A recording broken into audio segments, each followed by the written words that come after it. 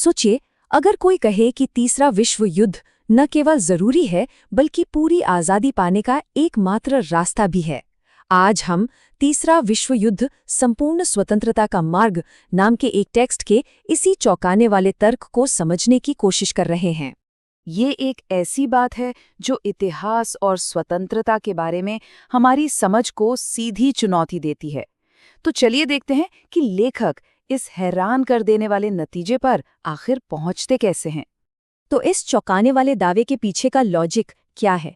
इसे समझने के लिए हमें लेखक के नजरिए से देखना होगा कि उनके लिए आज़ादी का मतलब क्या है और वो कौन सी समस्याएं हैं जो उनके हिसाब से आज भी मौजूद हैं।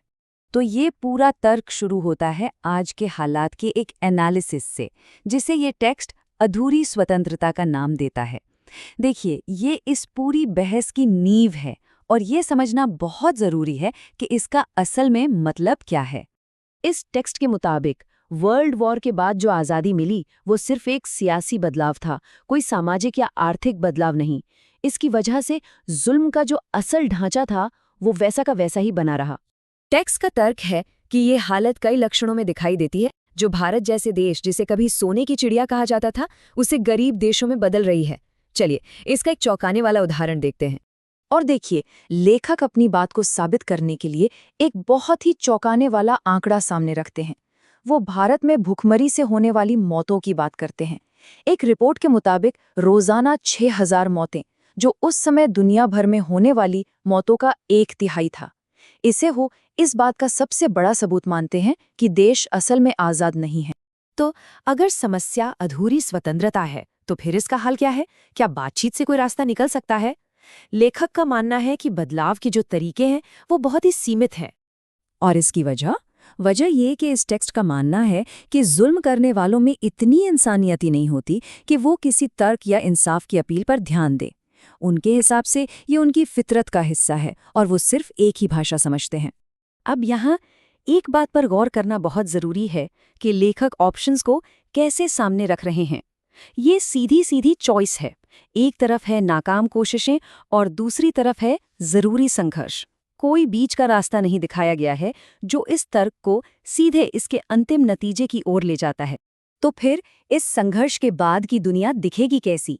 आइए लेखक की संपूर्ण स्वतंत्रता की जो कल्पना है उसे समझते हैं। तो ये टेक्स्ट एक ऐसे भविष्य की तस्वीर दिखाता है जहां दुख की जो असली वजह हैं, जैसे भेदभाव, शोषण और गरीबी, उन्हें जड़ से खत्म कर दिया गया है। और ये इसलिए मुमकिन होगा क्योंकि जुल्म करने वाले तबके को सत्ता से हटा दिया गया है। ये इस टेक्स्ट का एक बहुत ही जरूरी पॉइंट है। इस तीसरे विश्व युद्ध को एक आखिरी लड़ाई के तौर पर देखा जा रहा है ताकि जुल्म के एक पूरे दौर को हमेशा हमेशा के लिए खत्म किया जा सके।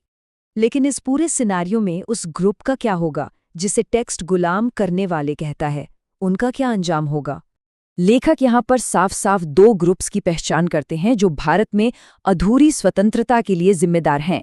एक उपनिवेशवादी यानी गोरे, और दूसरे अंदरूनी शोषक जिन्हें वो मनुवादी कहते हैं, यानी मनुस्मृति में बताई गई जाति आधारित सामाजिक व्यवस्था के समर्थक।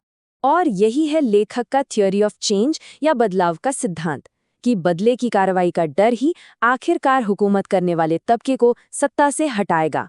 हाँ, पर यह टेक्स्ट एक फर्क जरूर करता है। ये जुल्म की विचारधारा और उन लोगों के बीच एक लकीर खींचता है जो इसे छोड़ने का फैसला कर सकते हैं। तो असली बात है पावर का ये उलटफेर। लेखक का तर्क है कि यही एक आखिरी और हमेशा के लिए टिकने वाला इंसाफ पाने का एकमात्र तरीका है। आखिर में ये टेक्स्ट हमारे सामने एक बहुत गहरा और शायद कुछ लोगों के लिए एक असहज सवाल छोड़ जाता है। सवाल ताकत, जुल्म और आज़ादी के स्वभाव के बारे में, कि क्या वाकई में परम स्वतंत्रता पाने के लिए एक परम संघर्ष की ज़रूरत होती है।